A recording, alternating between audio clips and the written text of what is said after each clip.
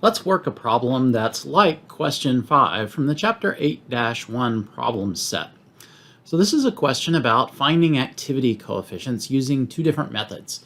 So we want to find the gamma, the activity coefficient, for the iron 3+ cation when it's dissolved in water, when the ionic strength of that solution is 0.065 molar. And so we're going to do it two different ways. First, by linear interpolation of a table of activity coefficients, and second, by using the extended Debeye-Huckel equation. So first, what we need to do for the linear interpolation problem is find a little table where we have some known values of the ionic strength and the associated activity coefficient, and then build a little table with our unknown in it, and then we're going to use that linear interpolation process. So let's bring up our table of activity coefficients.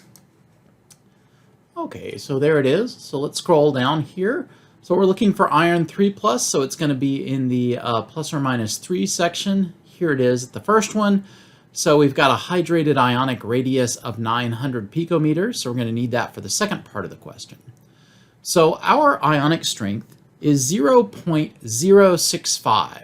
So we want to find what ionic strength does that lie between in this table. And so 0.065 is between 0.05 and 0.1. So these two columns of data. And so I'm going to need these two activity coefficients, 0.245 for the 0.05 molar ionic strength and 0.18 for the 0.1 molar ionic strength. And so we'll just put those numbers into our table right here. So we're going to start off with our ionic strength of 0.05 molar, and the activity coefficient 0.245 molar. And then we've got the ionic strength of our actual problem, 0.065 molar, and we don't know what that value is. So I'm going to call that our unknown y value and just use a variable y there. And then finally, we need the values for the 0.1 molar. Okay, now we want to set up two proportions.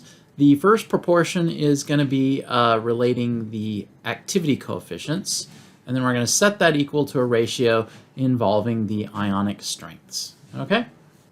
Okay, so since this is our y variable and this is our x variable, what we need to do is list up here in the numerator the unknown y range. Okay? So I can either subtract the top two entries from each other or the bottom two entries. It doesn't really matter, but I need to be consistent when I'm doing my x values on the other side. So I'm just going to pick these two, and so we're going to use the top two entries. So I'm going to find the difference between those. So 0.245 minus y, so that's my unknown range. And then I'm going to divide it by the known range, which is this difference. So I want to take the difference in the same direction, right? So this is going to be our first point, and we're going to subtract from that the second point. So I need to do it in the same direction for my delta y value. So that needs to be our first point, and we need to subtract from it our second point. So we're going to take 0.245, and we're going to subtract from that the 0.18. Okay, so here's our unknown y interval, and here's our known y interval. And we're going to set that equal to the known x interval. So now I need to take the difference between these first two numbers, and I need to do it in the same direction. So I'm going to take entry number 1 and subtract entry number 2 from it. So I have to do it in the same direction that I did here. Okay, so that's going to be 0.05 minus 0.065. So yeah, we're going to get a negative number in that numerator, but that's okay. It'll all work out in the algebra. So then I need to take the difference between my known delta x value here. And so again, same direction. This is number 1, and I subtract from that number 2. So 0.05 minus 0.1. Okay, good. So now I just need to work out the algebra. So my numerator on the left-hand side is the same, 0.245 minus y. And then I'm just going to fill in the values here for the denominator. 0.245 minus 0.18 is 0.065.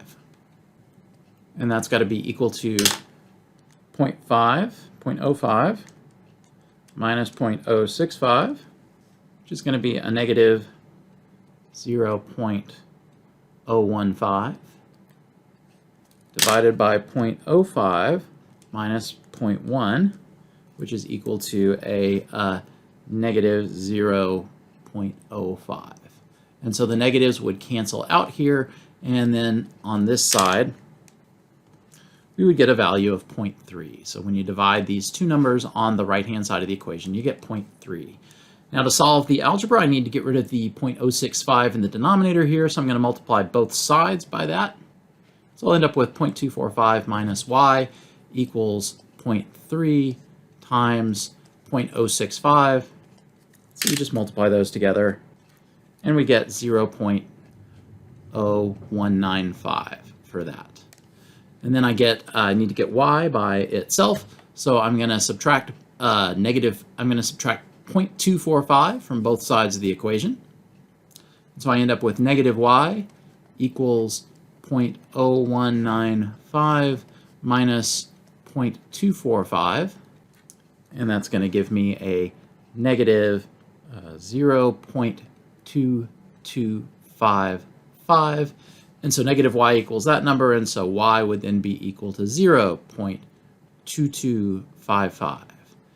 And that is supposed to be my activity coefficient. And looking, we would expect that number to be in between these two, right? So, 0.5, 0.065, so it's just a little bit above this, so not quite halfway. So we'd expect it to be a little bit closer to 0.245 than to 0.18. And lo and behold, we are. So 0.225 or 0.226 if we rounded to 3 decimal places or 2 decimal places, 0.23. So that would be our activity coefficient that we get by interpolating the table. Now let's work the problem by using the extended Debye-Huckel equation. You'll recall that that equation says that the log of the activity coefficient, in this case of Fe3+, is going to be equal to negative 0.51 times z squared, z is the charge, times the square root of the ionic strength, divided by 1 plus alpha, so that's the hydrated ionic radius, times the square root of the ionic strength, divided by 305. So units, we have to have, z is just relative charge, so no units on that. And alpha's got to be in picometers for all the units to work out correctly.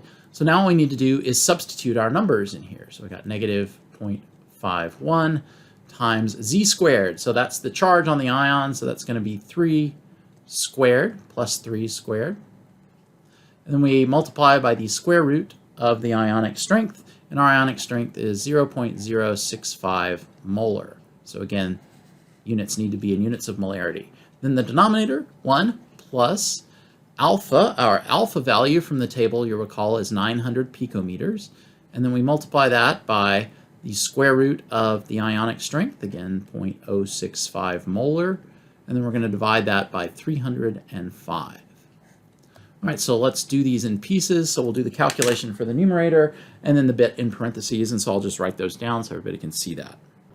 So plugging in our numbers for the numerator, I got negative 1.170. So negative 0.51, 3 squared is 9, and then the square root of 0.065. Multiply all that together, you should get that number.